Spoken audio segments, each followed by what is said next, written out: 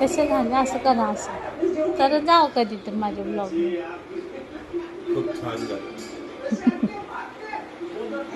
आज संडे है फिर भी मेरे को छुट्टी ही नाही. बायकांना कधी सुट्टी नसती बघा. संडेला तर उलट बायकांना जास्त काम असतं.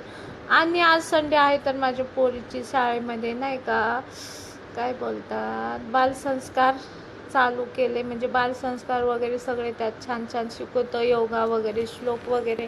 तिचं मग स्कूल होती मग तिला बघा असं मस्त रेडी वगैरे केलं आणि तिला पाठवली स्कूलमध्ये. कसं दिसते माझं क्युटी क्युटी माझा बच्चा, मेरा बच्चा बाबू सोना माझं बाळ. तर त्याला सोडला आणि मग घरी आले बघा. गाऊनवरच गेले. मेरा गाऊन जिंदाबाद. मला नाही का आज खूप थकल्यासारखं आणि खूप कंटाळा आलेला. बघू शकता मेरा हाल, केस वगैरे बघू शकता. मस्त गाणे ऐकत ऐकत आले आणि थोडंसं वट्यावर बसले आमच्या दारात आणि मग तिथून आले घरी. मस्त अशी फ्रेश फ्रेश झाली बघा. आहे की नाही मी फ्रेश आणि मस्त अशी.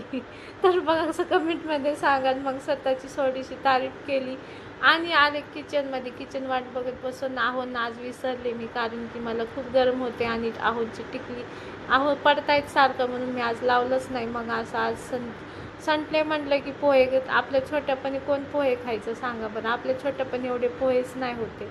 खावा वरण भाकर चुरून बस. तर आजकाल पोहे बिये काय काय निघाले सांगू का. मला स्टार्टिंगला पोहे पण बनवायला नाही यायचं.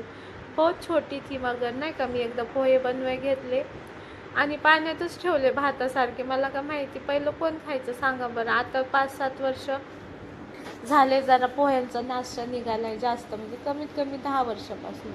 तर 2002-5 मध्ये कुठं होतं पोहे आपल्या बालपणात. म्हणजे माझ्या बालपणात मी 5 मध्ये पण छोटीच होते. 5-4 मध्ये तेव्हा कुठे एवढे पोहे नाही खायचे कोण नाही का. असं मग बघा असं चपाती भाजी खायचे. पण आता काय पोहे वगैरे. तर असं आज मस्त पोह्याचा बेत होता. मस्त वरून कोथिंबीर टाकून एकदम भारी भारी असे पोहे ताव मारणार होते. आणि मस्त त्या व्हिडिओच्या नादामध्ये बघा माझ्या तोंडाला काय लागलं होतं काय माहिती. तर तुम्ही दुसरं सुविचार करतात पण ते नव्हतं लागलं. शी बाबा किती घाण वाटतं.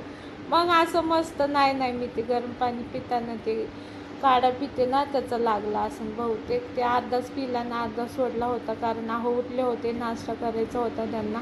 मग मस्त असे कांदे पोहे मिरच्या मस्त कट केलं. मला असं हातानेच येतं बरं का. तो पॅड असतो ना त्याच्यावर बिलकुल नाही जमत. मग असे मस्त मी इकडं कटिंग केली सगळी. असं मला स्वतःलाच बघते बरं का व्हिडिओ बनवताना जास्त. मग असं मस्त बनवले हे बघा. हे पाणी पिता सोडले होते आणि ते मी पिते ना ते लागलं असं. मग असं मस्त गरम पाणी प्यायचं सकाळी भारी वाटतं. रोज पिते बरं का मी. चांगलं असतं सकाळी सकाळी जरा. मग पोहे अर्धेवट सोडले. म्हटले चल जायचं कुठं जायचं ते नंतर सांगते. मग परत जाऊन साडी घातली. पण साडीमध्ये माझं लूक किती भारी दिसतं सांगा बरं. मी आता थोडीशी कमी झाली की नाही सांगा कमेंटमध्ये. हा ब्लाऊज मला खूप फिट व्हायचा पण आता थोडंसं लूज होते. आणि लव दिस साडी. मला साड्या एवढ्या आवडतात पण ना घरामध्ये काम करताना खूप गरम होतं म्हणून मी साड्या नाही घालत. मग मस्त असे पोहे बघा साडी घालून असं मस्त हे करत आहोंना पण पण आले होते जवळ. म्हणजे टिकली पण लावली. तर थोडंसं टिकलीशिवाय बायकांना शोभा नाही बाबा. मग हे बघा इकडे लिंबू कापायचं. लिंबू स्वतःच खाते. तिचे पप्पा जाऊन आणले तिला. 1-1.5 तासच असतं पण जायला लागतं खूप लांब असतं.